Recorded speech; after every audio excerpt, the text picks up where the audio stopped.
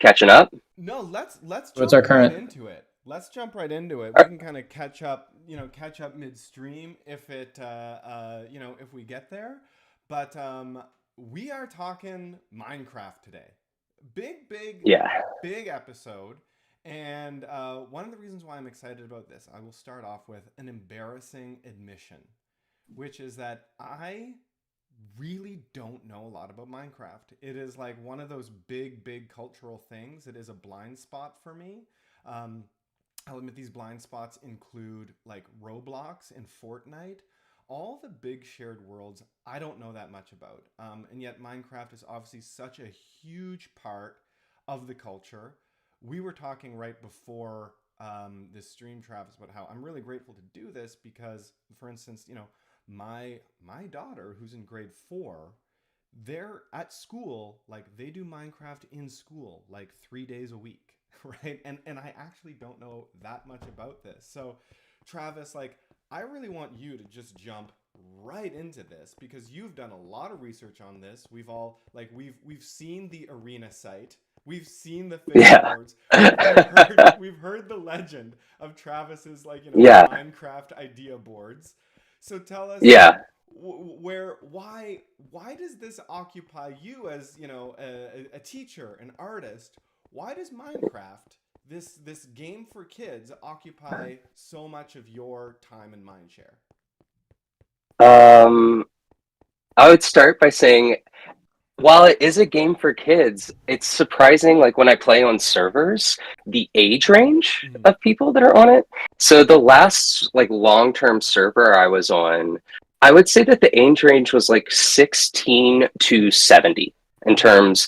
And the thing is that it's like you maybe like a lot of older people get to it because of their of relatives or wanting to play with their kids or Mm-hmm. something. But it seems to be that as kids get older, like maybe some of them stick with it, but they kind of drop off from it.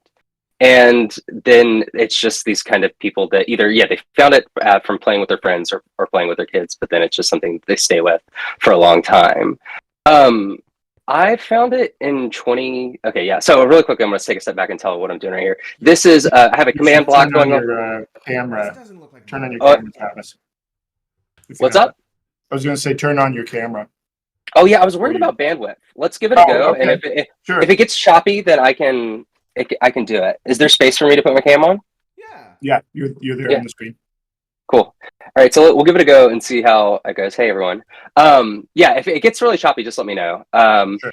Yeah, so let's get out of here, and I'm gonna do a survival world. So this is kind of like first time you're loading in to Minecraft, and this is kind of like what you see. It's going to randomly generate a world.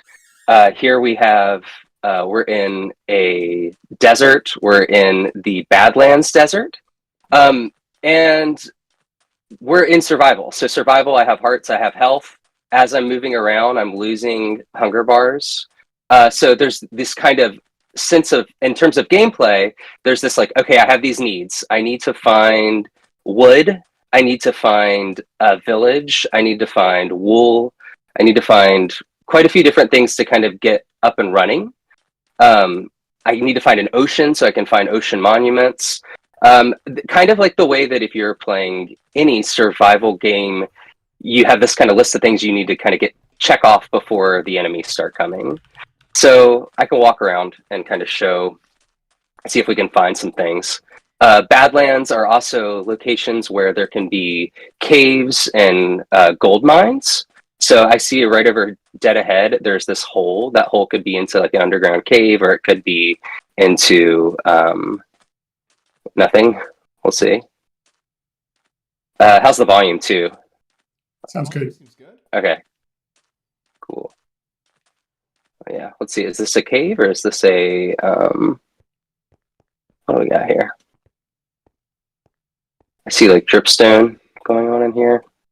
Um, oh yeah. So where was where was I? I was talking about why did this game become like so big for me personally? Mm-hmm. Um, just the idea of if I quit this and I come in, create new world, and new world two, create new world.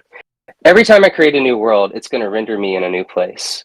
That each the rules and logic of how the game procedurally generates feel infinite, right? They feel and because of that, you never play it the same way twice. And I think this also gets into something that we talked about with Spelunky, and that even though there is a kind of tight structure, every time you load it up, that combination of elements means that it's going to be a new experience. And so there are a lot of ideas early on that really stuck with me with this in this game that had hit different than they had in previous games. One is the idea of spatial memory and how I still remember the first worlds from 2014 and 2015, where if I was dropped from spawn, having this vague memory of how to get back to the space I was. I don't know if any of you all can speak to that, or maybe also to this idea of continuous space. There is no loading zones. If I go to a cave, that cave is just a continuation of it. And if I come down and dive into the water of the cave, let's see how far we can go. You know, it's never not. Yeah, so that's you can actually, I'm gonna go back to it really quick before I try to get to it before I drown. There's air bubbles on it. And so as long as I hold shift on this, I can get all my air back. So think about like in Sonic the Hedgehog when you're underwater, if you get an air bubble, it can kind of give you your breath back. Yeah, but so in continuous space, I mean that, does this have open to LAN, allow cheats, a start LAN world? Can I do this? Game mode, creative.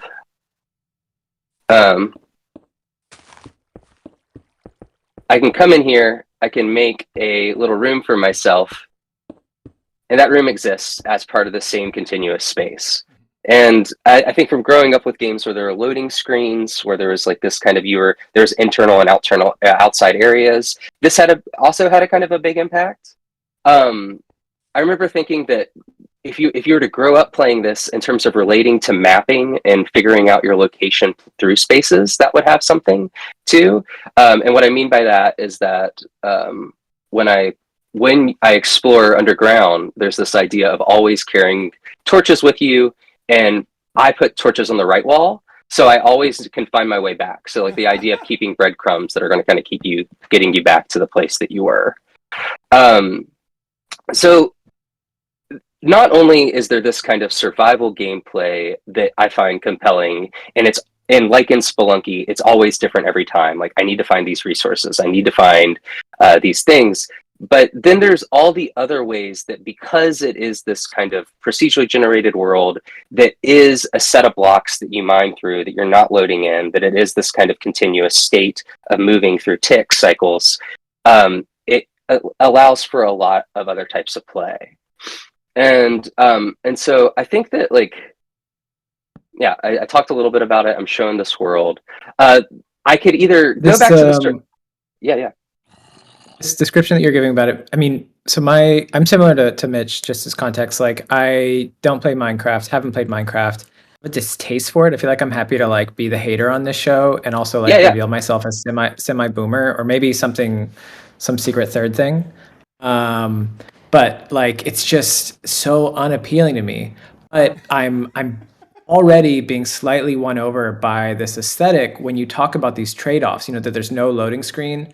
By making a sort of severe reduction in some of the visual qualities, you're able to sort of maximize what's possible in a game engine otherwise, having sort of like far-reaching scope, generative worlds, no loading screens, everything is instantly accessible just by taking a hard hit on the fidelity of the world, for instance, and that you have these other sort of like nice results of just like massive reduction in fidelity that actually don't impact most of your game experience. Like, who cares if it's, you know, a block instead of a curve? You've just saved so much processing power and bandwidth that you can do something way more interesting with it. And I never thought about that sort of explicit trade-off or realize sort of how expansive these worlds are, I guess, until seeing this tour right now. So that's really interesting. I think yeah, sorry. On that, I just wanted to show you something. So I'm going to change my game mode to spectator.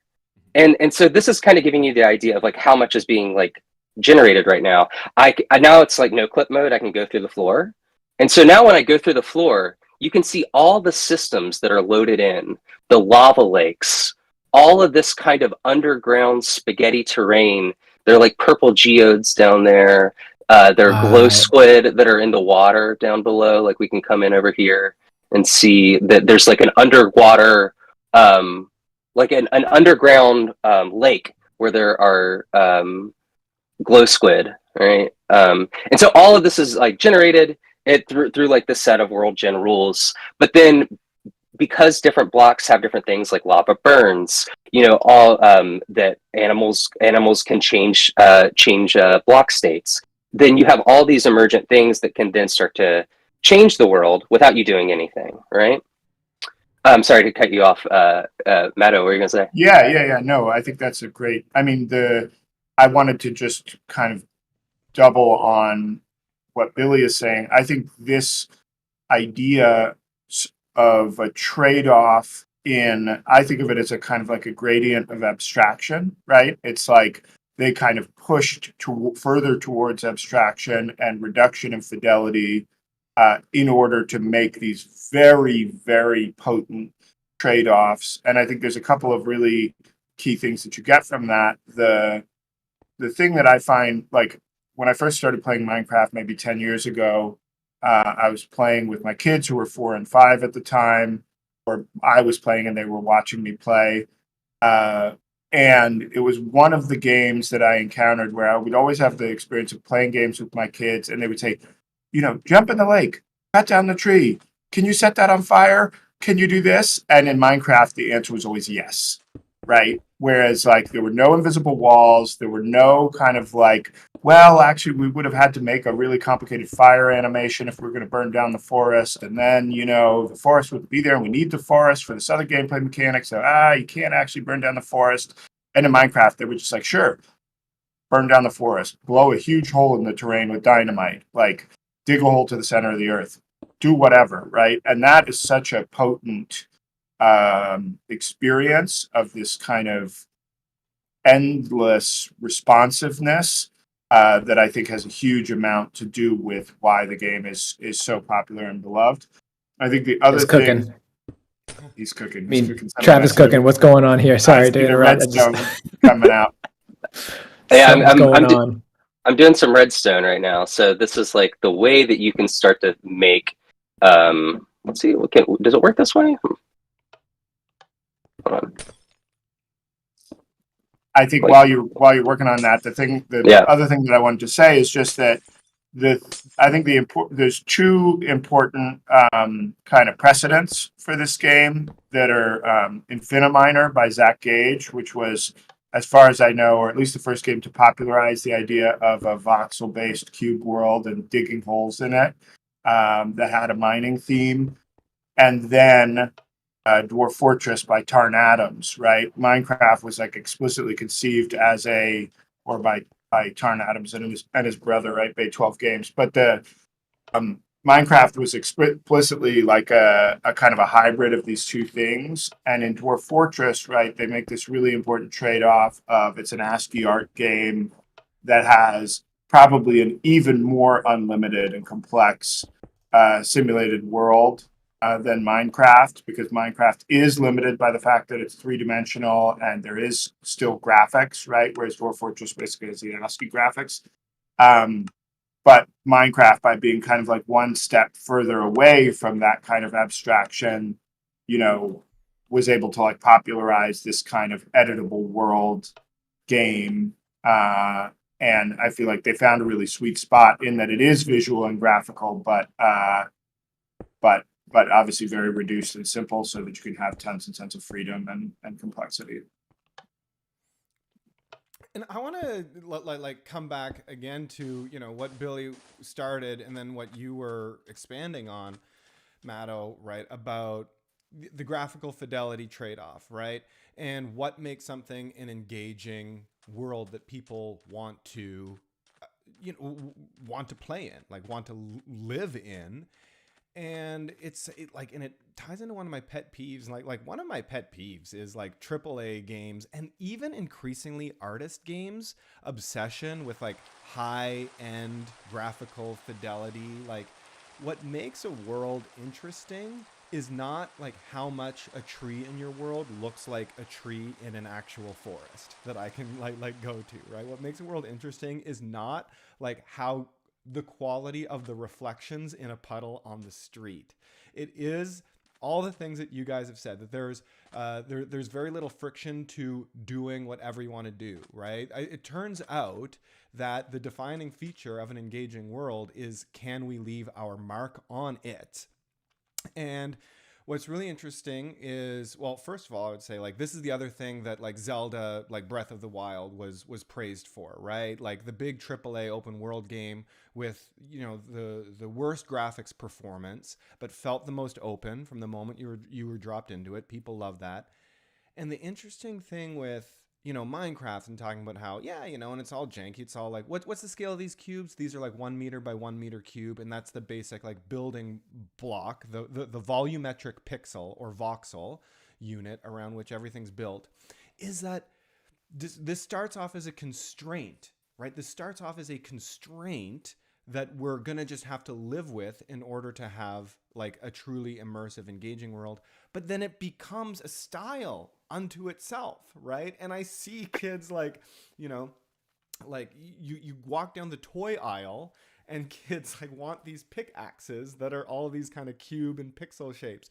And we see so many imitators, like voxel style is essentially an aesthetic genre now that comes to embody these kind of values. Now, Travis, you've souped this up and made this really pretty, which sort of Yeah, what's going on? Why did it get so pretty? yeah.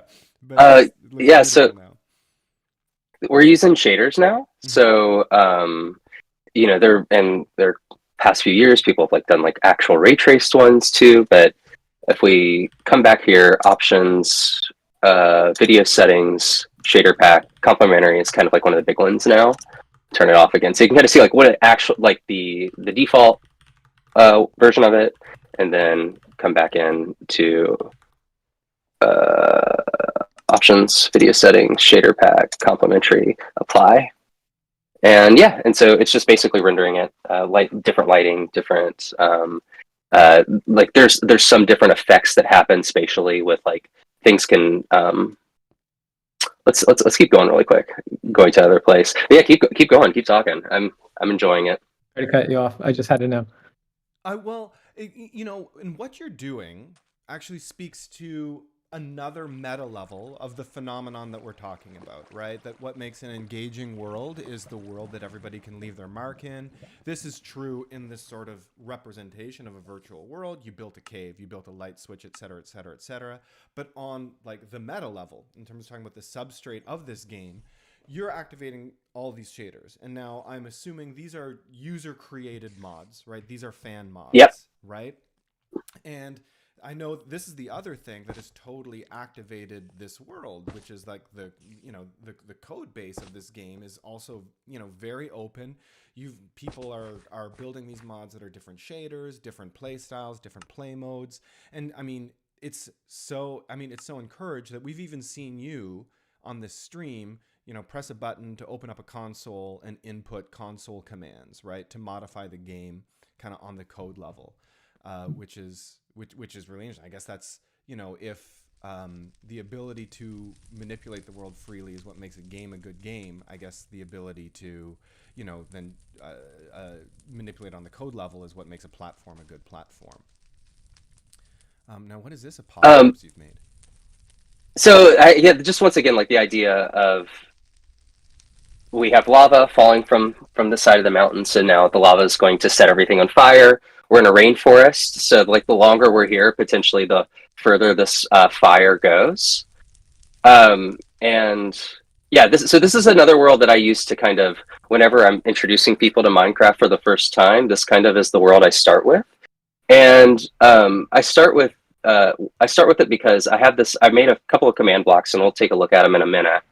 And I'm going to get in this cart here, and I'm going to make myself go back into, so you can kind of see me. I'm in this cart, and there's this rail that goes off infinitely that way, and we're gonna make it so that it goes the other way. So I've got to go back and have some earlier functions in here. We're going to change that to that, and then we're going to go. Okay. And so this is just a series of command blocks that makes it an infinite minecart ride, and it'll keep going all the way till the world border. So it'd take about 17 days to do this. Like if we just like let it play continuously. And this was like also one of the other really early experiences I had. And I think it was also for me a kind of an understanding of Twitch as a platform too, where there was a streamer who had kind of set up a similar set of command blocks where their character would just go to the world border, and it was a continuous like durational stream. And so people would join and just watch this minecart keep going out further and further. And yeah, so it started to connect into like all the ideas around world building and sandbox games, and maybe of like Sandspiel, of like the kind of actual kind of every pixel is simulated systems, like something similar maybe like in like Noida as well. And this was at the same time that I had also started writing scripts on the computer that were like about trying to use computation to help me make artwork, right? Like I'm doing the same thing over and over again. There has to be a way of writing like a loop, like a for loop for this to kind of take that out. There must be a way of scripting it. I was looking at like Harold Cohen as well.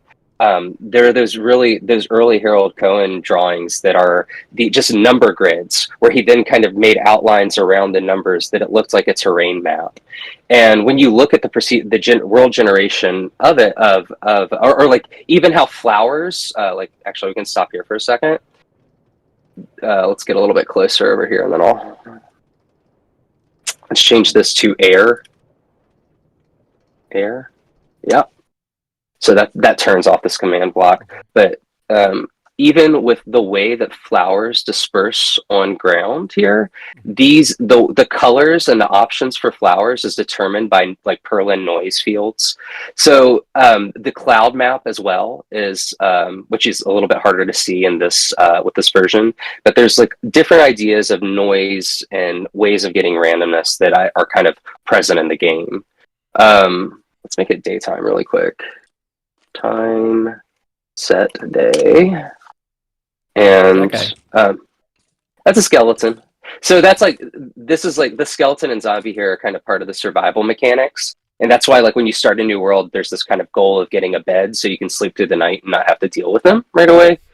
I want to bring up my UI again, and we're gonna get some bone meal.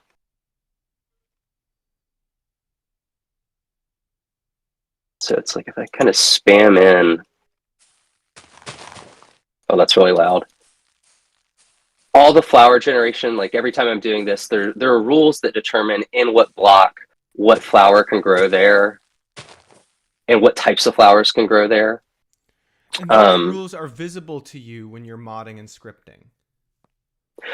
Or maybe the longer you play the game. Okay. And this kind of gets into that thing of, yeah, when you spend longer with the system, the more you can see it. Mm-hmm. You know, I think that one of the things that I wanted to talk to you all about today in relationship to this game, let me get my character back in here, and is something that like when I've been thinking about like all the like emergent play and creativity inside of games, I think I'm really interested in this idea of what a creative decision is inside of software and inside of gameplay. And, you know, a sandbox game is set up for creative decisions from the player. Is Balatro set up for creative decisions from the player? Is Minesweeper set up for creative decisions from a player?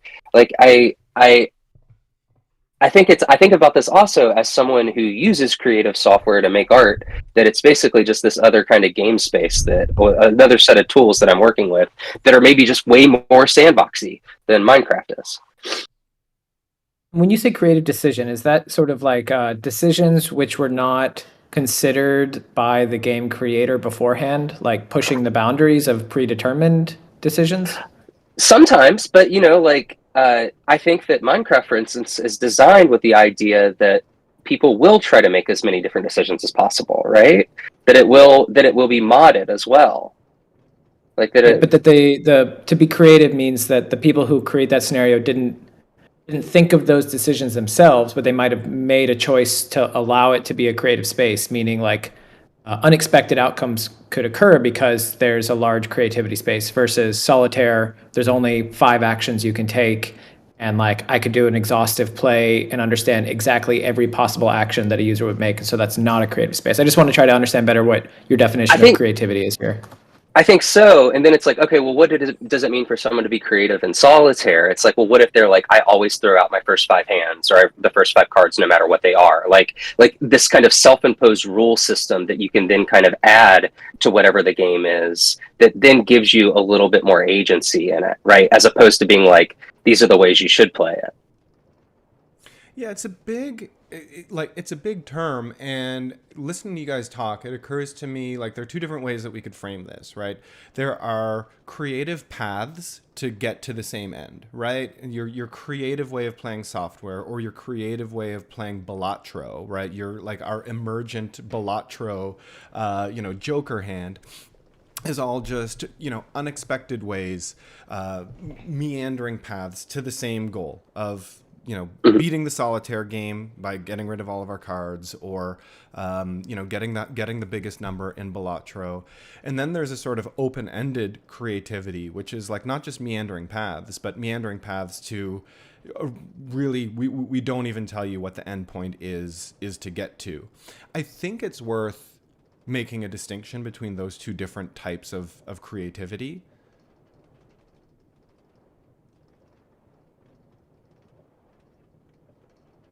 You have 2 more examples of those 2 polls again? Right. So basketball, there are creative basketball players who just find, wow, that was a really unexpected way to put the ball in the hoop. That was a really unexpected way to get around your defender. But ultimately, you're trying to get you're trying to get around the defender and put the ball in a hoop. Like a truly creative thing to do in basketball would be to punt the basketball into the stands, right? And so those would be like, different unexpected paths towards like an obvious goal versus there is no goal. You're defining the goal, and therefore, all your paths can be really, really, really wild. And I mean, in terms of like this sort of emergent creativity, it really is like worth thinking about. I can't get over the idea that every different layer of this game as a piece of software, as an in-game experience, right, is designed to allow these emergent properties. And I might be using that word wrong, Travis. I know like you've done the most thinking about this, about what it means, to be an emergent sandbox. But yeah, it does feel like when you come in the game, it's like, do you want to fight zombies or nah, you're good. Like you want to just joke around, right? You load up the software. It's like, do you want to use our shaders, or this is actually pretty open to change, right? Do you want to just build the blocks that you collect by mining in the world, or do you want to just use a console command and just you're cool with that? Like there are many different layers that seem to be designed to encourage creativity and emergence, and none of which are prescriptive about one end. Yeah, and since I think I like one of the things in relationship that I was also interested in your all's thoughts on. I've got a village.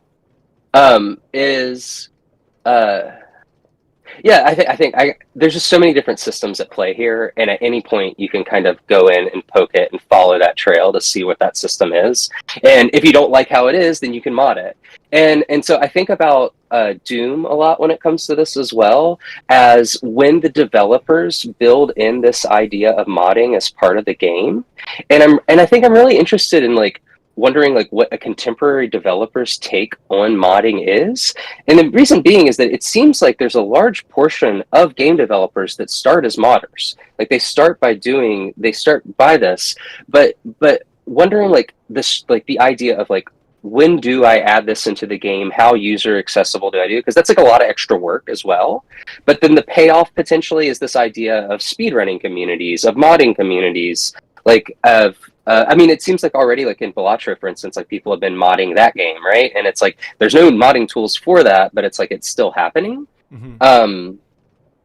Yeah, I think I wonder like what like how the developer take on this is, and also as the person who is then making the system for which then people can be creative inside of. how that works. Well, And Yeah, I mean, and, I and you know, can. Go yeah, ahead. go ahead, Matt. No, I was going to say you're right that there is like from a developer perspective, there is an important trade-off in terms of how it is more effort to kind of support mods out of the box, right? Or to support mods, shall we say, like in a user-friendly way, right? Like I think it depends on um, a lot of the time bigger games will be more easily moddable because the pipeline requires more people, and therefore it's like, okay, we already needed some tooling and systems to get character models into the game, right? So we built these tools, and we can either expose them or just the structure of the game is like, let's say it's loading the 3D models from a folder, right? And the modders can figure that out.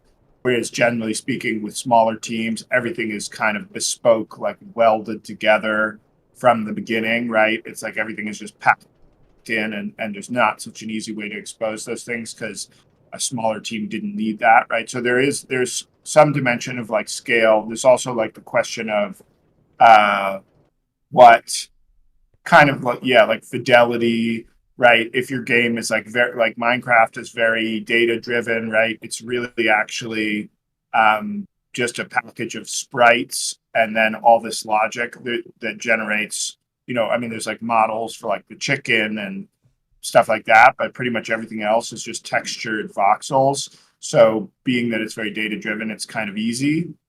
So the degree to which your game is like procedurally generated or kind of dynamically generated, it has, I think, a lot to do with that as well.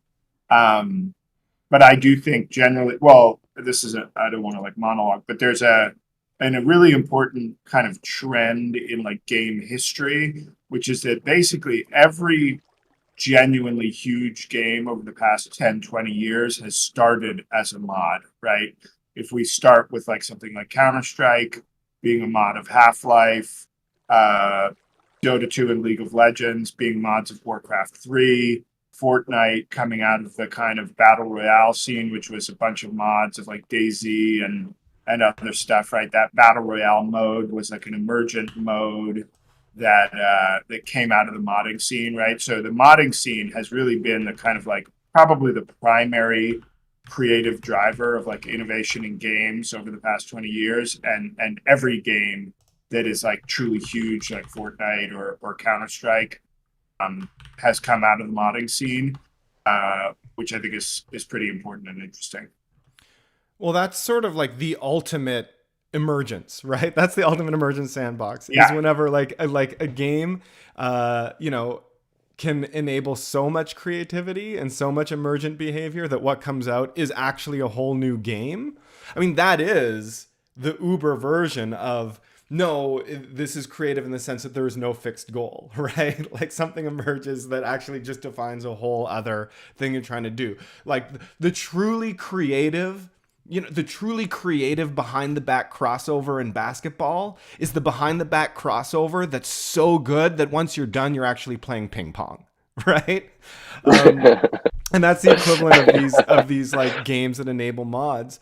And in terms of what you were saying about this history and its relationship to Doom, like I know I'm pretty sure I have this right. I don't have the book in front of me, but it was something that it was one of the last things that they figured out, that Carmack and Romero figured out. Like first they figured out how to make a kick-ass game, and then like right before the end they figured out, oh, maybe multiplayer would be fun. And it was after the game was already out. So Doom modding, right, famously involves creating .wad or WAD files, where WAD is the acronym for where's all the data. And I think that id Software standardized that actually after the game was already released, and they saw that people wanted to do that. But coming back to the idea of simplicity being really necessary to enable this kind of culture and encourage people to do it, right? What they did do right off the bat was they always wanted to let people make their own maps. I think the map creator was part of the initial release, and that was essential because, like Carmack, the programmer, there were certain criteria that maps had to follow. He made a tool for the level designers to do it, and then they just shared it. And that was really cool. And then that came to Hey, people Mitch, making I'm their sorry maps. to interrupt. I got a message on Discord that we can't hear your mic. Oh, All I these heard that really it's. excellent. I Is heard that it it's getting working? better. I heard it's Oh, okay, getting okay. better. Oh, still pretty quiet. Okay, better now. Okay, good. Sorry. I Yeah. just saw that come into my alert. Just want to Cool. make sure we weren't missing all these Oh excellent. yeah, all these excellent bits. Anyway, right? So the WAD format comes later. It starts off like you're saying, tooling for developers, but like the coder makes it good enough, for the developers that other people could do it. And then this is like really interesting, hammering the point again about simplicity and the value of simplicity. Carmack has said Quake is a better game than Doom. Quake is a better game than Doom, but it was more complicated, these fully 3D worlds, and so people just couldn't mod it. Like the map editor was good, the modding scene was good, but Doom was just so simple that it could inspire everybody to create these fantastic worlds, and it was able to become a cultural phenomenon because it was simpler, because it was more limited. Yeah, I think that's really important, and I think that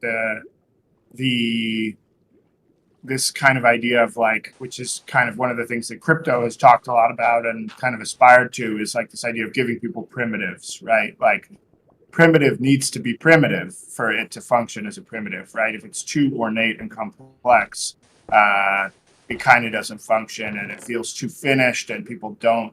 I mean, I think that's something with Minecraft, right? Minecraft, in some way, something about it, because it feels rudimentary, kind of prompts the imagination to be like, oh, these square fish, I could make some square fish, right? Mm-hmm. I could make some, square salmon. We've got square trout. I could make some square salmon, like, whereas if things are like much more sophisticated, people are like, oh, no, that's a job for the professionals. Mm-hmm. So Travis, like we've been kind of dancing around this like idea of like creativity and emergence in these sandboxes, but I really want to hear what you have to say about it, and like what you have to say about it after having like been in this world and other worlds for many years now. I think that it's in terms of being an artist, it's been like a way of reflecting on a lot of the ideas that I bring into what I make. And I think that has to do with generative systems and kind of computation as this way of kind of realizing something. But it also has to do with kind of when you're making generative systems, of setting up frameworks that surprise you.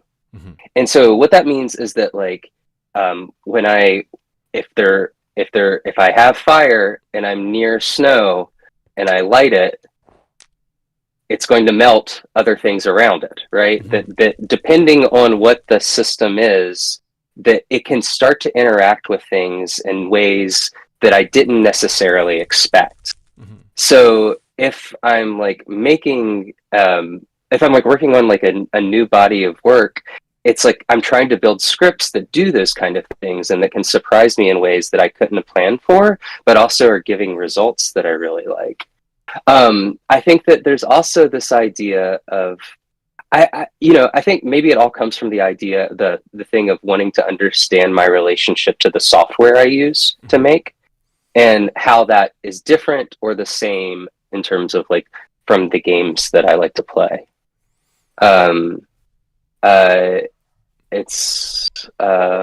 I think that like the design of Minecraft and like a lot of the ideas embedded in it are aspirational for my art practice as well. Mm-hmm. It also kind of gets, I feel like we've talked about, have we talked about like simulation theory in art and video games yet?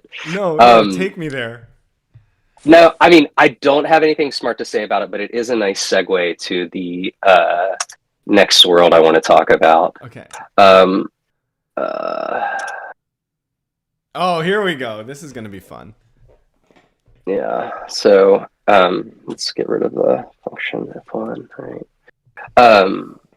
And about cellular automata and cellular automatons, right? So this is a grid. It's an infinite, well, not an infinite grid. It's like 30 million blocks that way, 30 million blocks, right? That depending on the rules that the blocks have, it can change things. And so we have Conway's Game of Life, like the rules for Conway's Game of Life running here. Can you give us a quick explanation of what is Conway's Game of Life? Conway's Game of Life is, for me, one of those things that I have pretended to know about at parties for a long time. Yeah. That's not how you described it last time. You described it as you know what it is and you don't like it. Oh, but you're now revealing your true hand. Yeah. Yeah, he hates it. It's like he hates it. Okay. Okay, so we have this empty. Red is black, it's an empty space. Okay. White is living. Red is death. White is life. Like there's nothing living in the cell, and there is something in the cell. A cellular automaton is basically a system that is happening in cells, right? And it has some kind of logic, right? And right here we have, and also I should say, I'm not a computer scientist. I'm not a mathematician.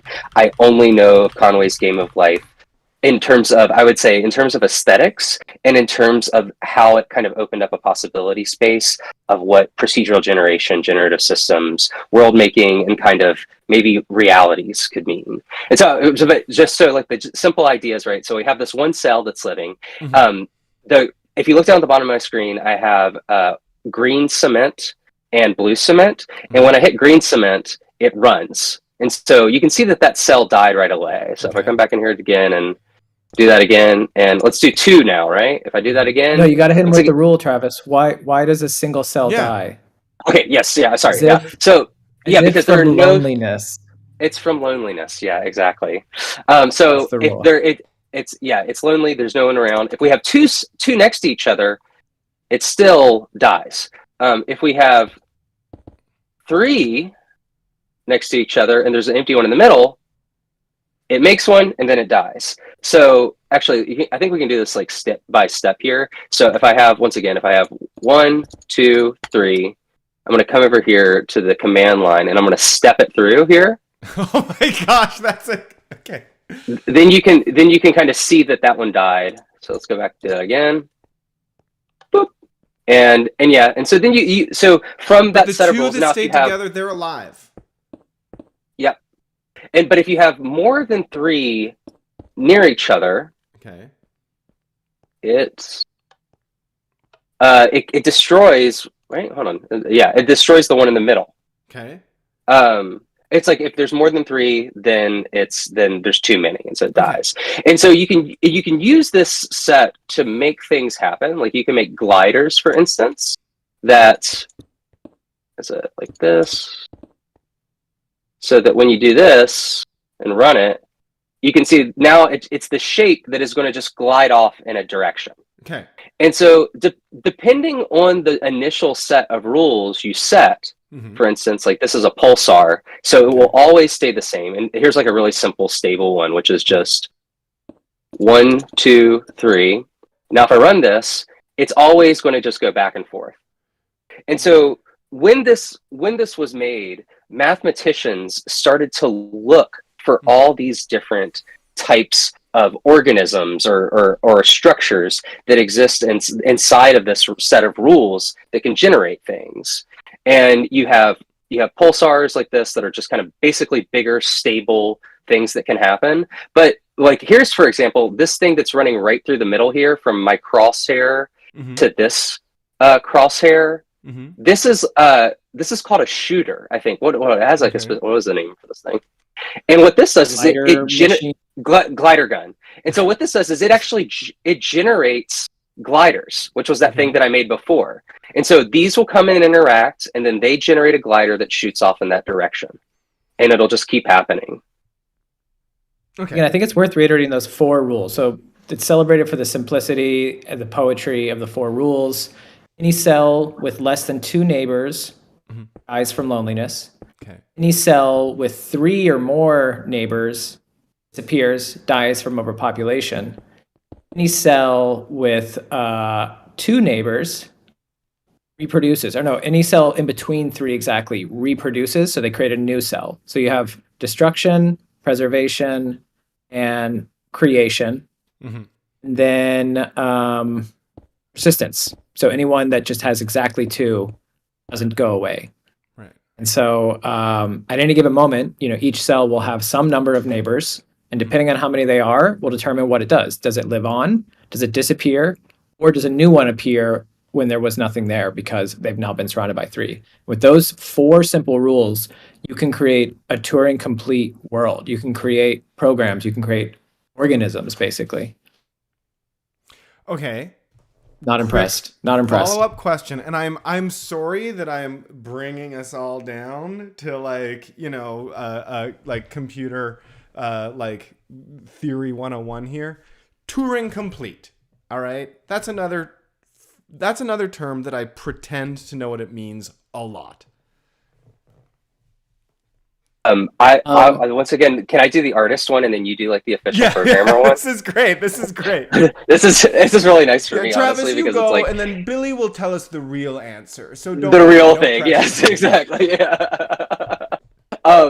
So Turing complete in games is basically games in which you can make algorithms happen, or you can make computation happen, and it's specifically that within the rule set you can build new rule sets or new types of computation that can like any algorithm you write could be done in it. And so, like for instance, in Minecraft, if you can make a calculator based off of redstone logic gates, right? For instance, and if it's on or off, then this feeds on down the system. Now, how close am I to that, Billy? Well, I can add to it. Let me add to it before Billy goes. Yeah. I mean, basically, I think the way you can think about it is if you have a system that has logic gates, kind of the ability to express binary logic, and memory, right, where you can store like some kind of a, like in Turing system, it was a tape, right, that you're writing to a tape. You can store state and then compute it forward, right? So like in Minecraft can be made Turing complete because you have the state, which is the world, and then you have the redstone, which allows you to do like binary logic. Billy, you can fill in the blanks for us. I mean, that's probably going to be a more precise definition of mine. I just remember I had like my computer science 101 class, and we had to like write a Turing machine using the tape logic, but it was exactly that. It had the ability to read from memory and then execute an action like persist or not persist, and that those like simple mechanics allowed it to create larger and larger, more complex mechanics. And so there was this idea of recursion that was included in the fact that memory existed. And so with that basic block, you can create any type of program possible. It might be like extremely long time to run any of those complications or complicated computations because the like process of reading and writing is just so absurdly long-winded. So they're like not practical in many situations, but the fact that it theoretically could is sort of an achievement in terms of computation, and like a way to say like, is this thing diverse enough compared to what's an example, like a robot that you get out of a kit who can walk this way and that way. You can give it instructions on what to do in that, but it's not going to be able to like create new occurrences of itself in any sort of diverse way. It's not able to like access the infinite possible space of design because it's restricted into this very specific subset of possibilities. I think recursion is key in that definition too. I think Mato probably's got the more I think that's definition out of us. Yeah, I mean, I think it's basically about a system that can do logic and that has memory. Because you need to be able to store state in order to transform it, right? Which is why you can use, anything that like a lot of systems will have logic, but they won't have the ability to record and reprocess that logic. And that's how you get recursion, right? And that's how you get kind of depth. And I think the thing that's kind of beautiful about it is how kind of like Conway, right? Conway is one of my favorite sort of like mathematical artifacts or like procedural systems, in the sense that you can encode this. It's like a compression system, right? You can have these very, very simple rules about neighbors and this very, very simple 2D grid. And then you can express the thing that's really cool about Conway is that Conway hasn't been proven to be finite, right? It's like some of the from elementary cellular automata, like Rule 30, right? That it's not periodic. It is deterministic in the sense that starting from certain states, you can prove that it'll repeat, right? It's not random. But there are and many like starting states of Conway will just collapse or just fall into kind of equilibrium. Like you'll get some of the like some of these oscillators, like this thing, right, which is just a repeating pattern that will just cycle back and forth forever until something disturbs it. But some of these patterns, like if you have a glider gun, right, which is like a stable repeating pattern, the glider gun could be shooting gliders, let's say, into this oscillator, disrupt it, cause it to predict some unfamiliar thing, and nobody has proven that Conway can, or that Conway's game of life, it's not solved, right? Yeah, it's not like, could, oh yeah, it's just, yeah. It very well may be possible to produce non-recurring infinite variation. Yeah, forever. Exactly. Cool. And people have really studied it and tried to kind of prove it out, and so far not succeeded, which I think is really beautiful considering how compact and simple it is, right? And I think for me, this is like one of the things that's like really that I love about this is like it's like the heart of emergence, right? It's like that we can compress these like really tiny little rule sets and have them spin out just long kind of tapestries of behavior that are complex and unpredictable. When you described it as a form of compression, that was so interesting to me. Thinking about stuff like that, just like, oh yeah, like okay, 4 rules, 4 pixels that go here, but then like you have to actually describe the motion of like a glider gun, that particular pattern going back and forth. That was really interesting. Yeah, and I think that's the thing that we're always looking for in emergent systems, right? Is something that is where it feels like the initial state is smaller than the further states, right? It's like, or if you look at something like the Minecraft world generator, right? The source code for the Minecraft world generator is pretty compact, but then it can spin out these worlds that feel meaningfully worth exploring and discovering, right? And the sum of the number of worlds and all the play that people have had in those worlds and all the experiences, particularly when you then layer this kind of like semantic layer of or like this kind of emotional representation of like, these are trees, this is a desert, this is an ocean, which obviously for us as humans, if it was just like red, green, and blue, you would have a different experience of it, right? But if you're like, no, I'm in a forest, that's a really interesting combination, right, of kind of like meaning and math that then you have these kind of worlds falling out of it.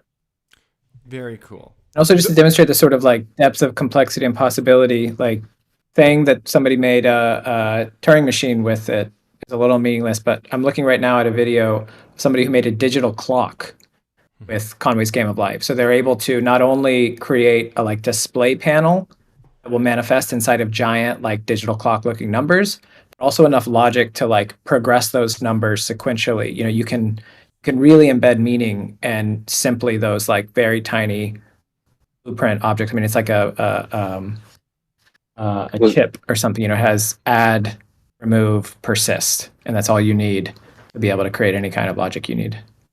I'm going to stop sharing for a second so I can show you all some other kind of Turing complete things. Yeah. Come in here. I'm gonna stop sharing. I'm gonna turn. Okay, stop streaming. I don't know how this is gonna mess up all of our systems. Oh, it's okay. Yeah, when you no, it'll be fine actually, as long as you just now share your window. We'll be back up there. Yeah. File open recent. Shout out to the chat while Matt while Travis gets set up. Happy to have Kevin back. Maya, man, big artwork coming up. Big artwork coming up soon. The Little Darlings. Very much looking forward to that. Yeah. Okay, press play on that. Oh shoot! So I have to do something. Oh, hold on. Sorry. Yep. Just a second. To do this thing. Yep. It's gonna be. It's Everybody's disappeared for a moment. Don't touch that dial, people. We're coming right back. Okay. There we go. Okay. Are you streaming something? I'm trying to right now. Okay. How do I get? Okay, I know what I got to do. Hold on 1 second. I need to go to in here. We're going to go to share screen. Yeah. And screens. Got it. Second screen. Great. Share. Go live. Cool. All right. So, right. We're looking good. So right now, do we see like all the survey of life forms right now Norton's from Conway's Game of Life? pinwheel, the Hertz oscillator. Yeah.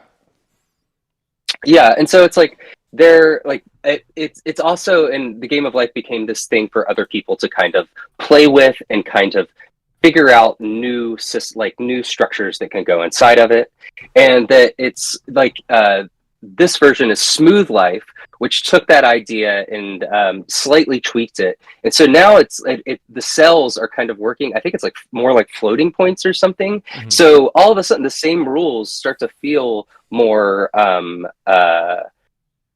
like, I don't know, like biological. Like they start to feel more like life that we see like in a microscope. Mm-hmm. And then it's like, yeah, I think this is the is this the version of it that, yeah, this is like a digital clock in Conway's Mm-hmm. Game of Life. But even more than that, like the thing that is I always think of with this is there are people that made Conway's Game of Life inside of Conway's Game of Life, so that it's actually it's working on it's generating cells. Like we're basically looking at a very close-up level of like what a cell looks like. You can start to see that it's using shooters to kind of build that out that way. Yeah, so kind of zoom out and kind of see it. It's kind of nice because you can see all the different parts of it as well. Holy heck. I mean, at a minimum, Mitch, I think you can take it as like one of those things that like nerds just take so far, and other nerds just take it even farther, that you can't help but just be like, all right, it's like Minecraft actually, like where I'm like, I know I don't quite like it, I get it, but like I understand that there's something nerds that are doing here that's like respectable.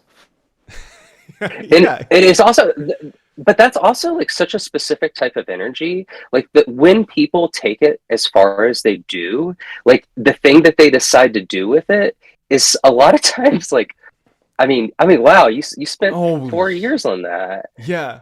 And it's like, and I have an example of that, but hold on, I want to show some like other things kind of related to this, but hold on. What are we, Travis? What's going on, man? Like, what are we? Where are you taking us? Is this supposed to be on our screen? What? Okay. Yeah. Okay. It's so this is like visualization of someone who's like building a whole computer and like all the different parts of the computer, the RAM, and then even the display, the way that you interact with it. I think you'll kind of see it in a second here. So this is a computer in Minecraft. Yeah, but also one that you can interact with through. Yeah, so they're playing Minecraft inside of Minecraft. Oh my god! Oh my god!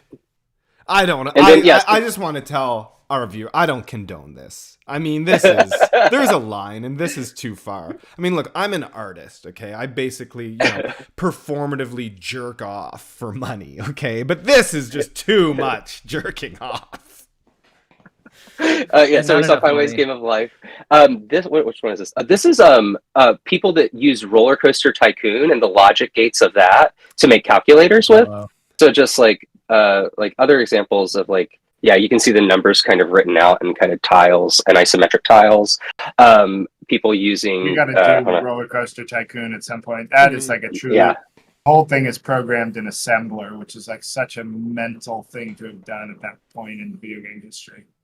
This is like a video of someone doing it in Excel as well, and that like I thought there's like another one in there I wanted to talk about. Oh yeah, so like what I mean by like this is the thing you choose to do with it is like, for instance, this is someone who built Pokemon Red inside of Minecraft, and it's not like it's a mod. It is all command blocks. And let me zoom in here so I can kind of see, right? So it's literally updating by frame, where each one of these, like it's taking the Game Boy screen and applying different block states to make all of the different pixels on the screen, and you can interact with it. You can play it. You're not playing the buttons down there, but there actually is a set of controls that you can use for it. And so you can see right now they're like going to pick Charmander. And that when you go further in the video, you see that this is kind of made around this entire huge system of command blocks that then generate this thing. And like this is them flying around underneath the game space for that. And there's like this other, like, so that this is like the way of like you're going so far, and like Mitch talking about I do not support this. This is kind of where I go that with this maybe. But then it's like I think that there's another type of way that these systems get used, and that's really interesting. And it's as like a tool for thinking through problems or visualization. Mm-hmm. And so this is a person who has like thinking about using Minecraft to think about color spaces. And like this is like it's like a visualization of, was it OK Color Lab, like that color space, and like finding out like what is, hold on, I think this, it's like, is it zoomed in here? View, zoom out. There we go. Where they're making different color spaces inside of Minecraft, and I feel like on Reddit this is something you'll see like in Cities Skylines and other games, where like City Skylines gets used to like simulate traffic flows and try to think about ways that you can redesign the city. Like this person made a tool to think about digital color space in 3 dimensions so that you can actually kind of go through it. And it's like, yes, you could do this in Unity, you could do this in any kind of operating system, but like either this is the thing that they know how to use, or this is like a way that they can reach more people to kind of talk about these ideas. I just wanted to share these kind of examples as like another kind of emergent form where it's like it becomes a tool to then talk about other things. So okay. Here's a question, just to derail for a second. Is this art? I mean, it almost has to be by default in that it is not practical. You know? Yeah. Sometimes. Yeah, I mean, I would say yes. I'm gonna raise my hand and say yes. Right? It's this kind of like pointless machine, right? It's like.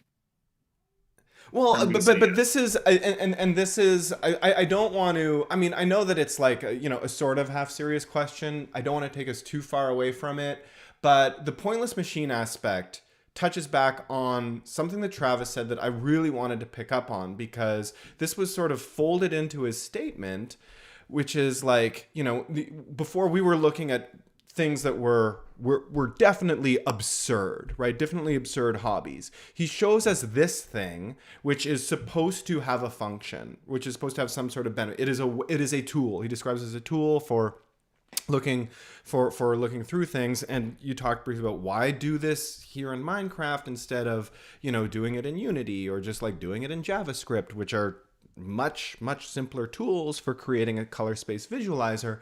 And you said, well, that this becomes a way of, putting these ideas in different spaces and making them accessible to other people.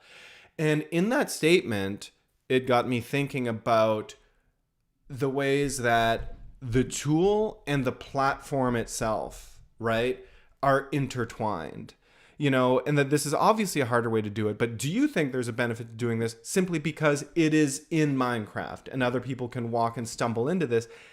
And is that better or worse than, people could stumble onto a web app that, you posted to the World Wide Web that achieved the same thing of visualizing color spaces. So I guess my questions are, and we can come back to the art thing later. I'm sorry to take us away from that, but is this absurd? Does this make any sense? All right. Is this worth doing? I will say that I think there's a big difference between the things that are obviously absurd and just trying to be fun and things that are actually trying to be a tool and be useful. And how much does it matter to do this in Minecraft versus something else? Why not both? Yeah. Go ahead. All right. Well, that was easy. That's it.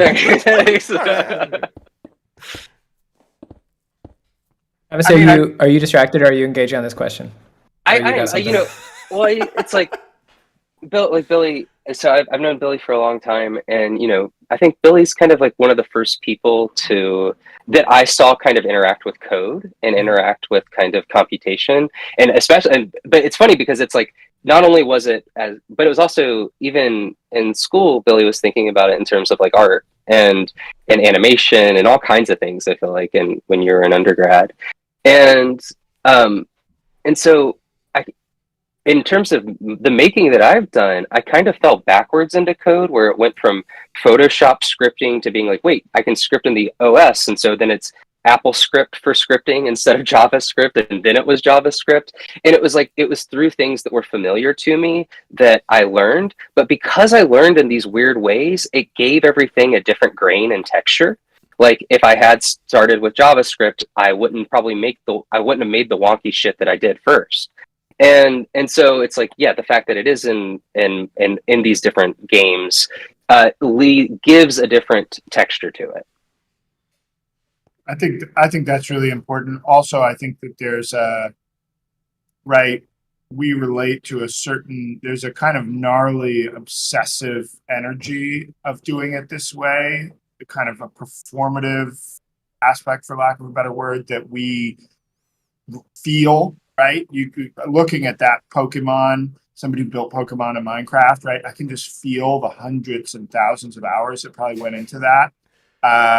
And that has a heaviness to it, right? Or it's a kind of an expression of love for both Pokemon and Minecraft that is, it's like this kind of proof of work type thing, right? It's like you did this the hardest possible way, and that just shows this kind of obsessive gesture, which to me is kind of poetic or something. Obviously, it is absurd. It's totally non-functional, but there's something also kind of beautiful about it. You know what I There is thought also of? at the same time something really functional. I mean, it sticks in your brain. If you want somebody to get the point across, do it in a most absurd way so that they like you can't deny it, they can't forget about it, they can't believe it. So that's what I mean by why can't it be both? Like I think there's a defensible, like practical reason for doing things in certainly absurd ways. But there's also just the like, why not do it because it's absurd? And relating this back to the art thing, what was the word you used? A uselessness machine or something? Yeah, useless machine. Like I want to defend the use of useless machines without dirtying it with the word art. Like I would say this is not art Right. simply because the creator has made no apparent demand for it to be interpreted as art, and that is like for me the most important characteristic in this Yeah, definition, and that yeah, it doesn't need to be. You know what I mean? Like things. I actually want to make more of a space for like beautifully useless things that also aren't like I almost feel like art became this excuse to do beautifully useless things. Well, so and so got a lot of money through art. It's in a museum, so now it's not like it's justified now. But like we culturally shouldn't need that. validated. Exactly. We shouldn't have to like pigeonhole things into the art world, which is itself kind of like often a nasty, ugly, broken world, just to sort of justify doing useless things, and potentially beautiful things too. They can be useless and beautiful and not be art, and that's like totally okay. I think Yeah, that I is love so that. beautifully put, Billy. And I just for the record, I agree with that 100%. And I was gonna say that like I sometimes use art as a preservation and conservation tactic, like to defend exactly what you said, things that are just useless, like for their own sake. But as you point out, it's an imperfect preservation tactic. It's just because it's easier than making an argument as you just did that is sort of that eloquent about no, like actually beautiful useless things are wonderful. So often I just call them art I as mean, a they short form deserve way to of saying exist. Not to something. say art tactic is a brilliant method for preserving and has I'd also like to, in defense of the art world, like a rich contextual history of art and a dialogue of the definition of art, which is I think important to the sort of like move to say this is art. When I say this is art, that means that I want you to think about it in this long and really rich history and conversation of what is art and what art is appreciated and why is art appreciated. But Mhm. like that might not be relevant to my Conway's Game of Life Pokemon game. Exactly. No, Yeah. I think that's really good. I Um, mean, I do just I think I agree with you, Billy, that if the creator hasn't kind of laid claim to it being art, that we shouldn't kind of try to force it into that category. That being said, the fact that they are obviously taking pains and efforts to document it and put it on Reddit, for example, is also kind of important, right? It is performative. They're not only obsessively. I'm sure there are many people obsessively making these things and never showing them to literally anyone, which is in itself a different kind of activity. But the fact that they would record it, make efforts to kind of present it in a certain way, and then publish it, I think is kind of important too. Yeah, but it makes me think of my favorite way to think about this kind of like conflict is that dispute over the .art domain, when ICANN, whoever it is, rolled out 300 new domains or possibilities, and there was this huge fight over who got to have claim to them and ownership. It was between I don't know, somebody like not Triple Canopy, but like an art publication platform journal. You know what I mean? Does anyone remember who one side of this argument was? I should probably look this up. I don't know about this at all. I don't It was know like about it at all, Art but World. I'm so prepared to be entertained by this story. So there was a dispute about who was going to be able to receive this, and ICANN was supposed to decide who was allowed to. I mean, you have to pay $300K or something like that, but you also have to like make a claim that you're the right person for it. And on one side was this kind of like art institution journal, and on the other side was DeviantArt. And it really brought up like, oh, like is art, for the masses, or is art a very specific conversation in a very specific domain, and like it's kind of both. Good fun. And like I want to defend each of them, but it's like we just need to come up with a better or more words than like art, instead of all dogpiling. Be like, no, like the preservation of all cultural detritus, anything that is worth preserving to sort of recognize cultural output of the human race is art, sort of like history museum art. And then there's like, oh no, like art is a contemporary art conversation, which is like dictated by certain market conditions and like trends, etc. Yeah, a very specific two different worlds that that in its best version is also worth doing and valuable. But a very specific. Yeah, I do think that is 99% of the is it art, fighting about art, language conversations are hinging on this, because I do think that there are like important and interesting cultural activities, that are not fine. I mean, I use fine art, right? I just say fine art, right?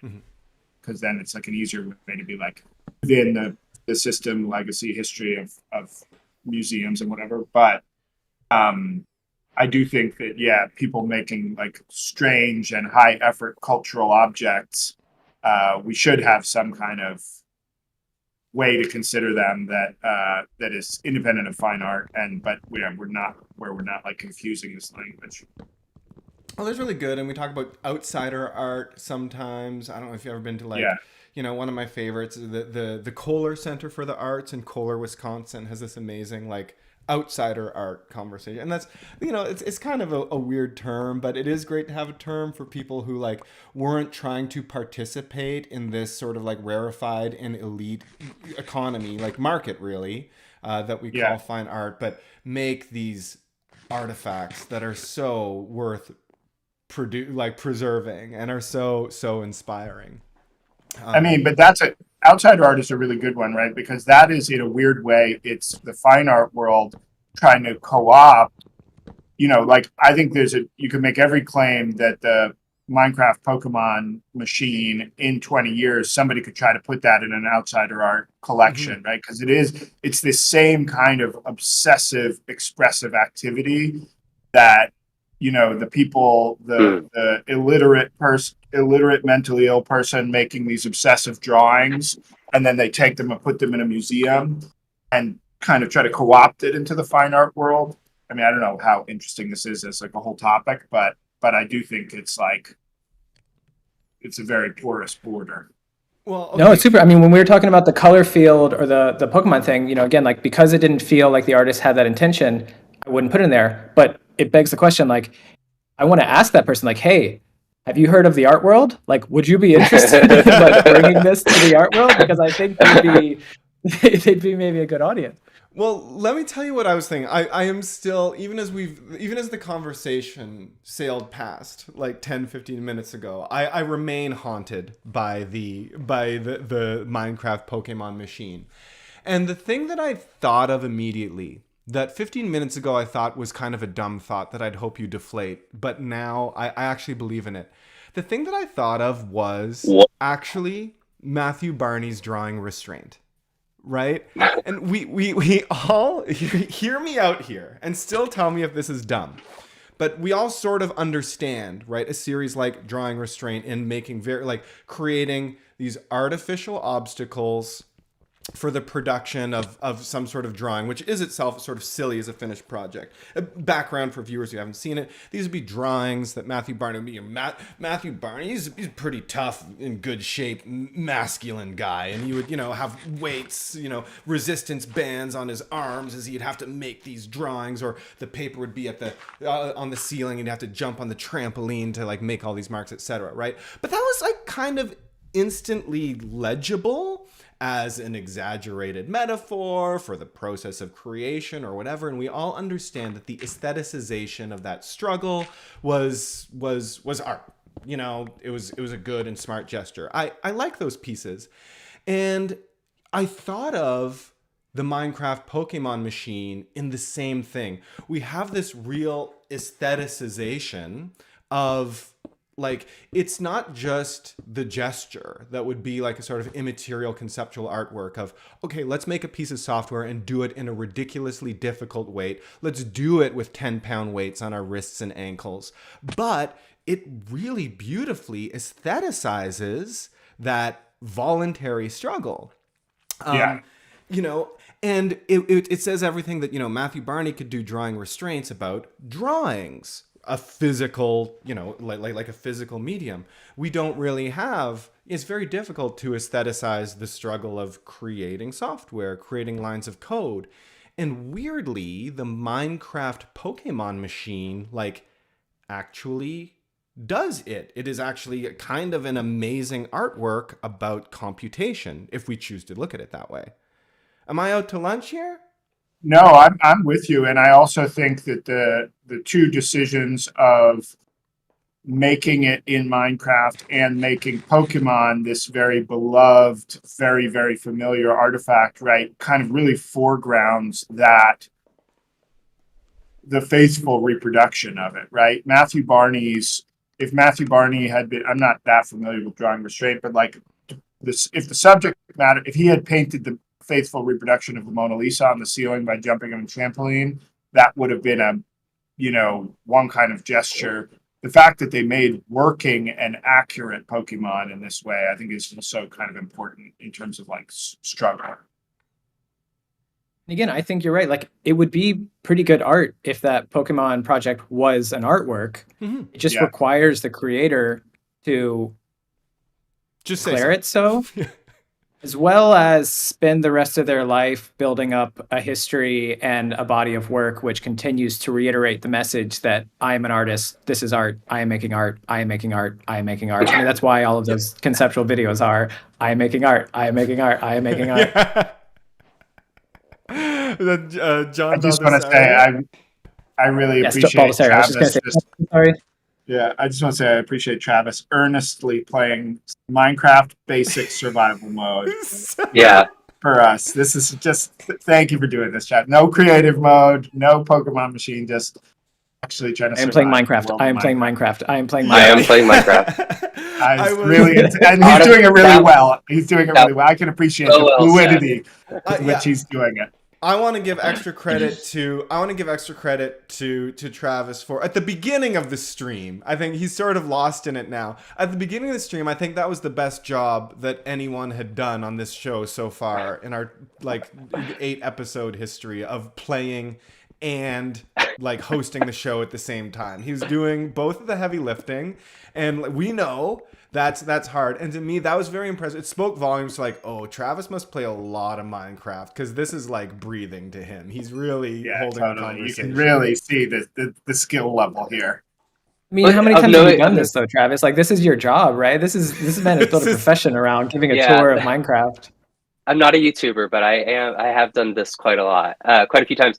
But I think that this is kind of with a lot of these games too. It's always fun to start over. Like, I think that's like, Mm. you can build these, like, often when people talk about it, it's like, I spent 10 years on this survival world and made these castles and everything.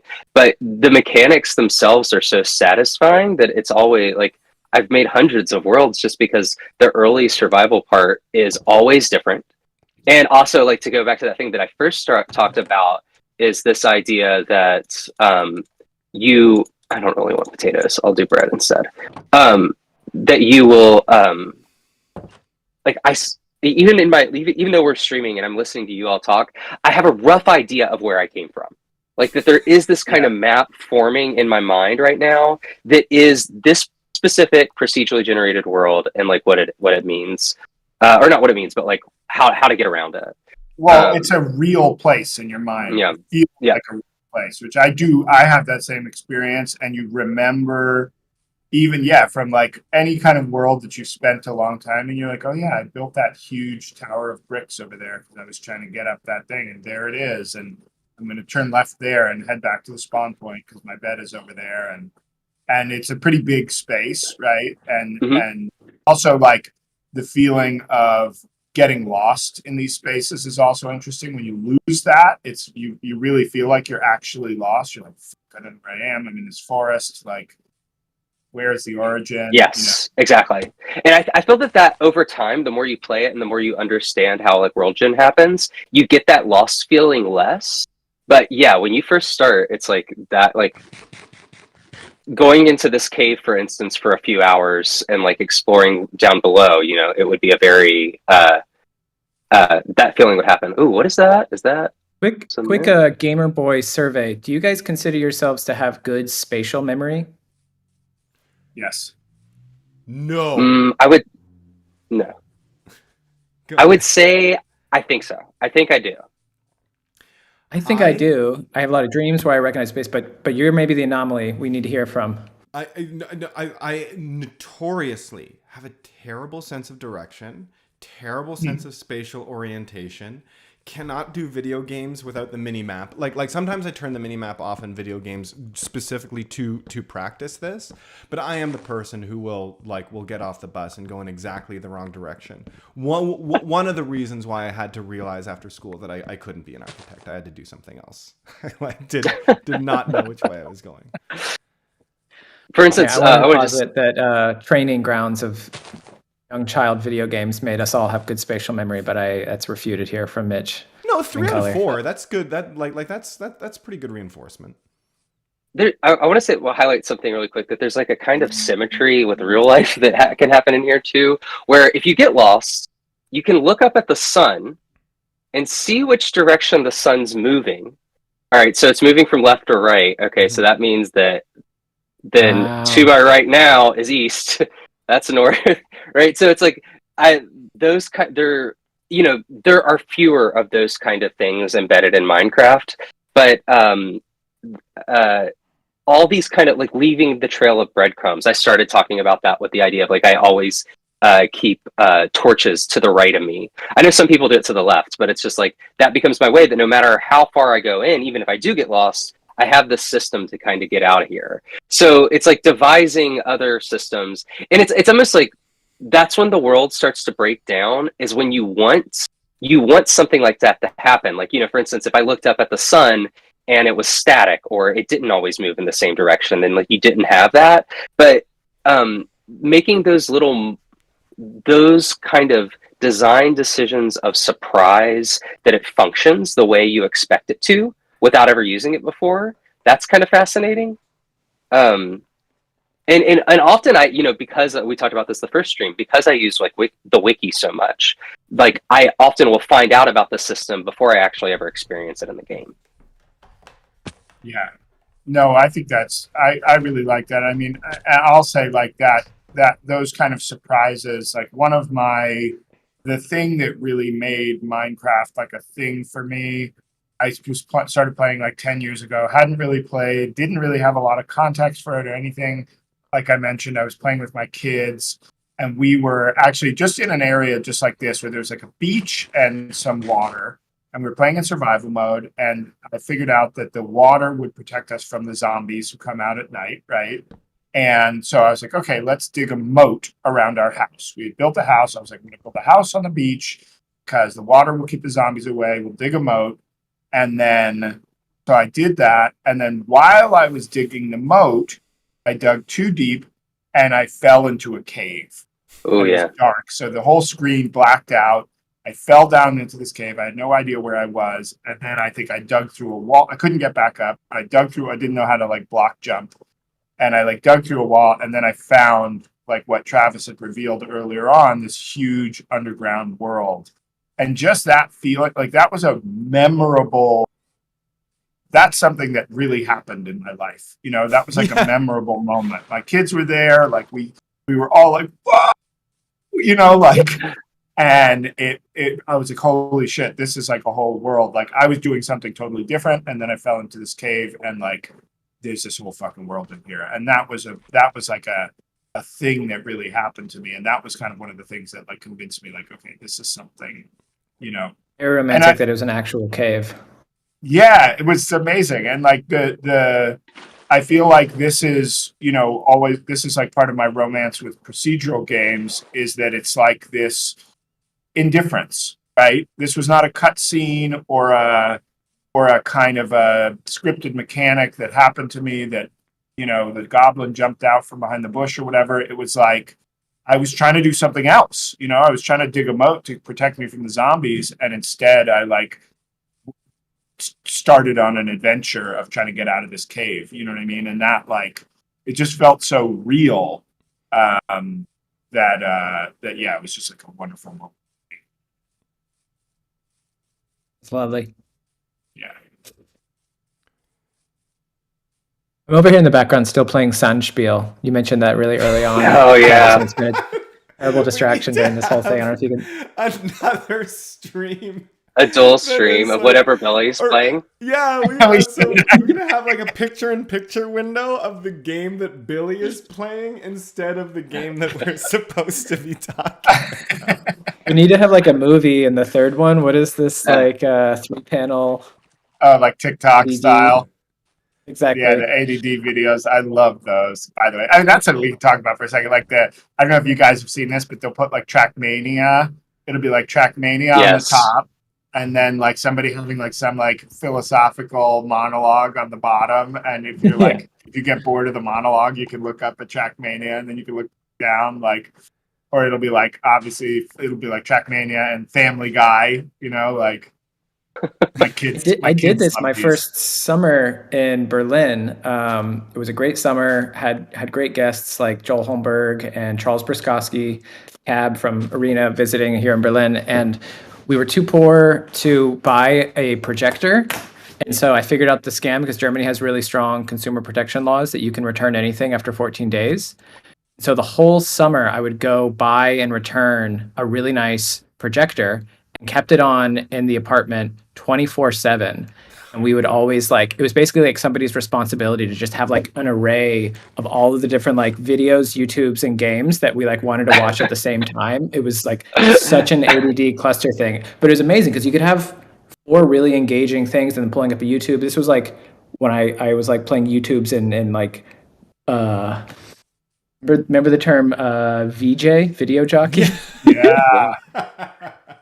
This is like my days when I would be video jockeying this kind of thing at parties sometimes, just like pulling up as many small clips. I even made like a grid little website that you could load in YouTube videos, so you could just have as many populating the screen and they would just loop as much as you want.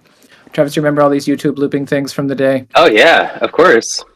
Petra and I did a Lashadka exhibition stream from there. That was one of those things. But yeah, I mean, that is the most satisfying format to just like consume content, I think. And I'm really glad to see that the younger generation is built for it. Well, it's the classic. It's the classic supervillain setup, right? I feel like in half this, like all supervillains from comic books in their lair have the massive array of screens, and that's how you know that they're supervillains, because they have the most screens in their office. It's true, but there's surveillance screens.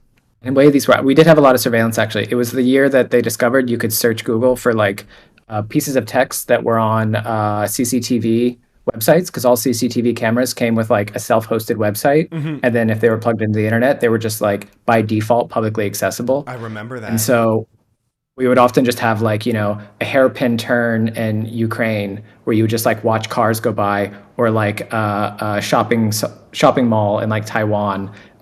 It was just like so fun to creep on the world. I mean, you can still do it. It's kind of commercialized, but I guess in that way it remember early wasn't on, people. like part of Lashatka, like I did the like there's like the slow television thing in like the Scandinavian countries. There's this one kind of rally race channel that would do really long snow rally races, and it would just be footage from inside of each car doing the rally race through the like woods and the snow. And it was just so mesmerizing, like these kind of long form videos from that. And I took a film history class with Jim Hoberman, who's like the writer for Art Forum. Like he's like the film writer for Art Forum. And we watched Mel Gibson's Passion of the Christ on the large screen 28 days later, and Tom Cruise's War of the Worlds on 2 laptops. And we were watching all 3 movies at the same time with the audio, and it was like this like really beautiful triptych of a film. This is 2006, and I just remember the thing that stuck out to me was, or 2007 maybe, sometime between 2006 and 2008. And the thing that stuck out to me was like how easy, like you could keep track of all 3 movies. You could literally watch all 3 movies at once, and that there's all this kind of mushiness that happens from trying to watch all those movies at once, that like where the narratives bleed in. It can create lots of interesting things, lots of new associations. Jay Hoberman's a visionary is what I'm trying to say. I mean, sounds like we need to be doing this on the stream. All 4 of us having a video game in one corner. Different Oh, games. we should do that. We should Maybe. do that. You know what? And then everybody tries to play and talk. It'll be so fun. we were talking about doing those clickbait scam games, right? That would be a good True. That's good format for that. All of us just opening the clickbait scam ads. Those are like a hyper contemporary artifact. Somebody's going to do an art project with those very, very soon. Yeah. Well, we're past our 90 minutes and like halfway between 90 minutes and 2 hours. Do you feel like should we start wrapping this up? Sounds good. Yeah. But I feel like I do feel like there's a lot more meat on the Minecraft bone. Like I know this is an absolute, like we've kind of talked about the bones of this as a platform and why it works. And I feel like we could do more stuff on specific artworks inside Minecraft, and that would be really interesting. Because I know it's been used deliberately as either a metaverse container for or medium for other artworks, and I would love to cover some of those specifically later on. I was really happy and surprised at how much we just focused on like the pieces that took advantage of the Turing completeness. Look at me using that phrase I learned this week. That was really, really interesting. I love this one, Travis. This is great. What's this one? And maybe I can ask one more practical question actually before we completely close out. So we talked a lot about the diversity and expressibility inside of the space and the limitations on it. One thing that I've heard it celebrated for is that like open worlds can be really overwhelming to a new player. And the fact that they have like a concrete game that you land to give you like instructions, like this is what you're supposed to do. You're supposed to go kill these people, like go play this game. And you don't have to get sort of like in freeze mode where you're like, oh my God, I have too many options to like build a world. I don't even know what I don't know kind of thing. So I wanted to ask about like the game itself, like that I guess was survival mode, Travis. Like, is that mostly a great onboarding mechanism, or does it have itself like merits as a game? Like, is that a good game, or is just Minecraft as a thing a good game?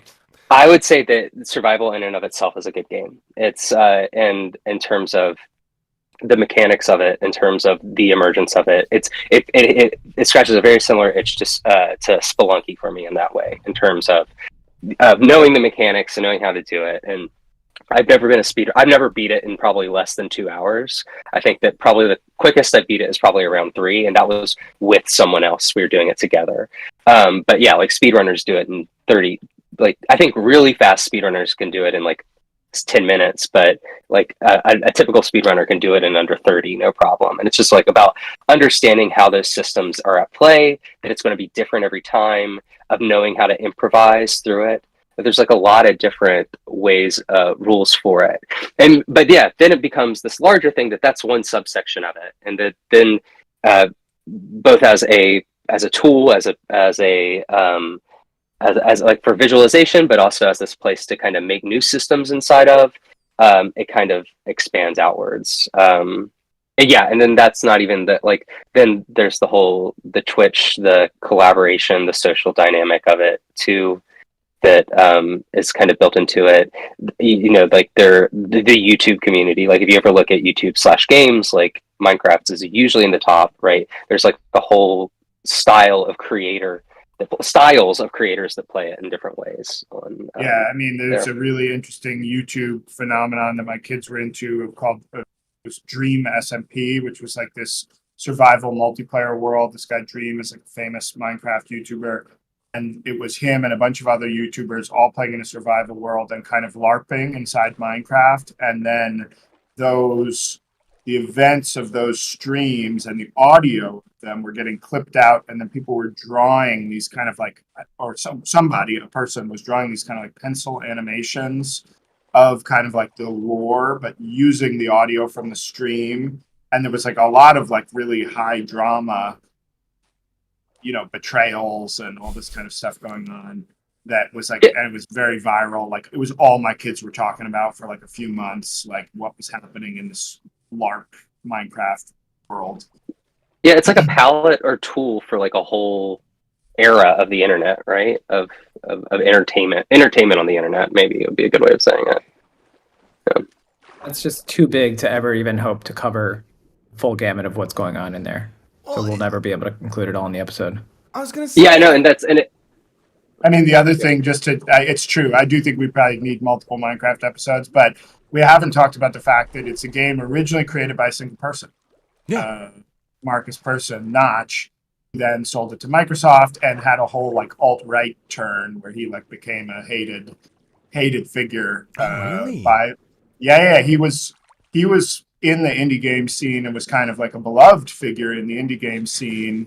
And then after he got rich, he kind of like turned into this kind of complicated sort of right-wing personality, and felt, you know, a lot of the like original indie game people felt very betrayed, and it's like a whole crazy arc. Somebody should totally make a movie about it.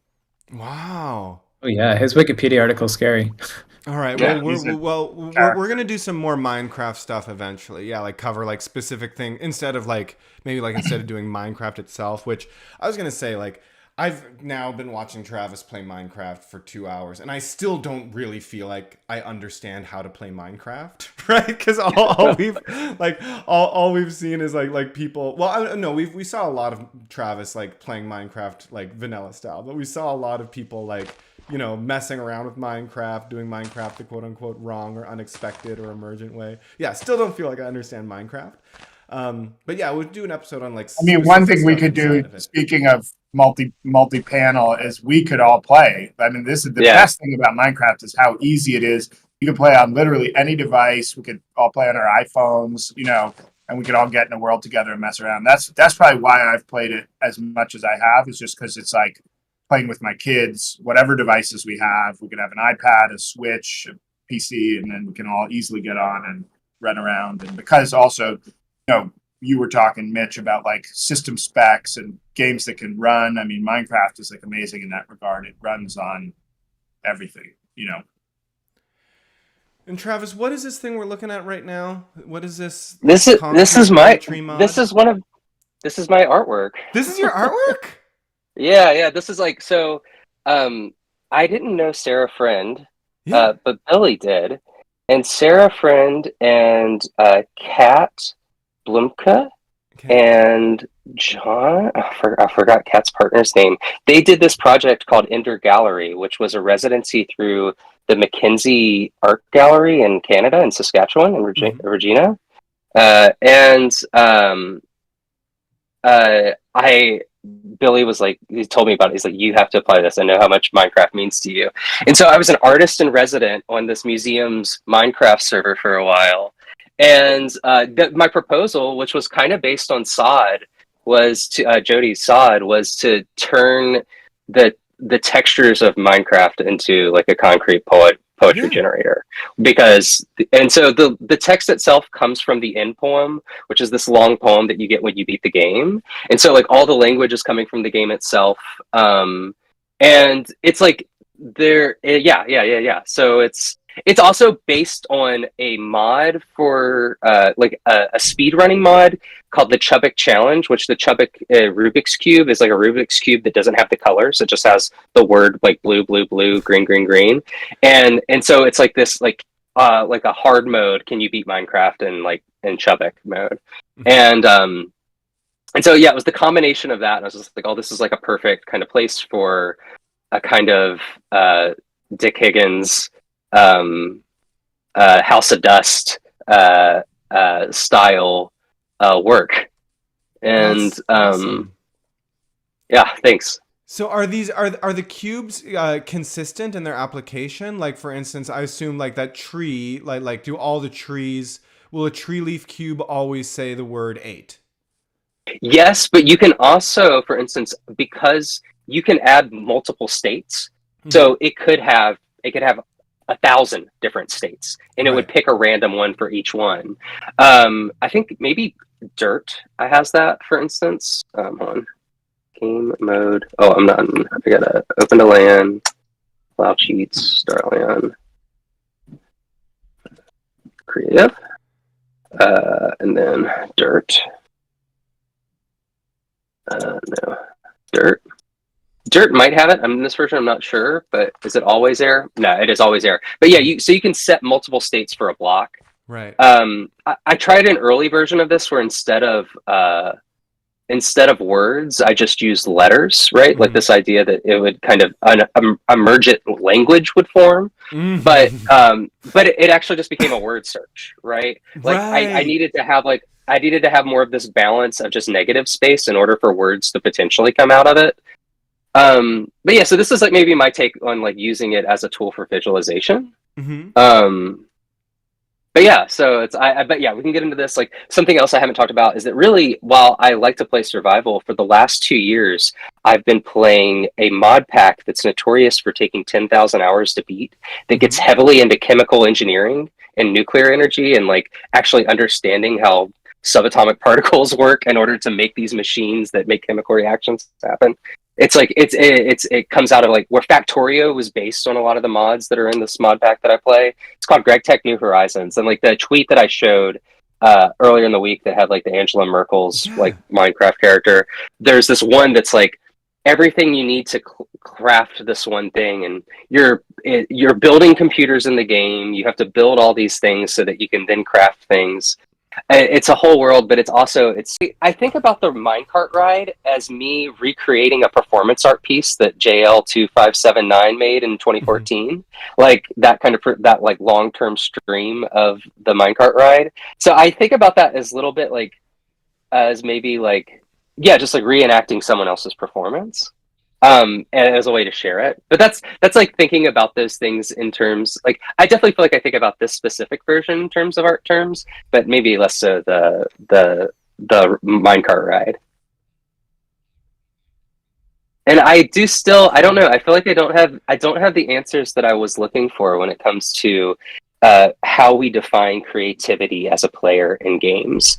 And I think that there's this goal for me in the back end with this, that I really hope to kind of build an index of what that can mean in different games. And Mitch, at the beginning, I think you kind of made like a two-state version of it. And yeah, that's the place for me that I really want to keep exploring with this. And I'm going to right now it's still I know it if I see it. Or I think there's just so many ways, right? The different ways that I showed you that other people were doing it, I feel I would consider created, realized. This is a good place to stop, actually. Do that. Well, the riff, the riff on that. Oh shit! Something's happening with my sound? Okay. Anyway, the riff on that I wanted to go on but didn't have time was Kate Compton, right? That was the person I wanted to reference talking about the creativity and where that's coming from. Yeah. And we'll have to figure out another game to bring in like her ideas to answer these questions, which I know are like recurring parts of your practice. Say that again, whose ideas? Dr. Kate Compton. Dr. Kate Compton. You brought her up before. Yeah, she did a stream on Twitch a couple of years ago, and I asked her this question that I think maybe like a lot of people that make like generative systems think about. And I asked her, I was like, is it important when you make something inside of a system, is it important to keep it in the system? Like to keep it in that world? And she was like, yeah, because if you don't, you're going to kill the butterfly. And she was talking about it. It's like if you have this system that generates butterflies, you take that butterfly out and pin it to a wall and just kill it.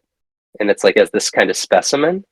And so it's something that I've thought about, that I think there's a lot of ways of thinking about making generative systems, but of like, when does the thing you make stay in that environment, and when do you take it out and put it in another environment? And what and because it kills it like or it changes it because it's not in that environment anymore. Well, it's like that answer surprises me because it precludes this idea that we were talking about that, oh no, like Half-Life becomes a creative tool because it can spin out Counter-Strike. Yeah.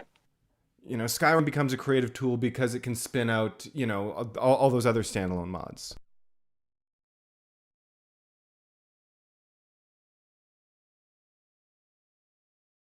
I feel like it's like that's like starting to get this crazy echo in my headphones. You sound okay to me. Yeah, sound good here. Yeah, no, it's something unique to my audio setup. Is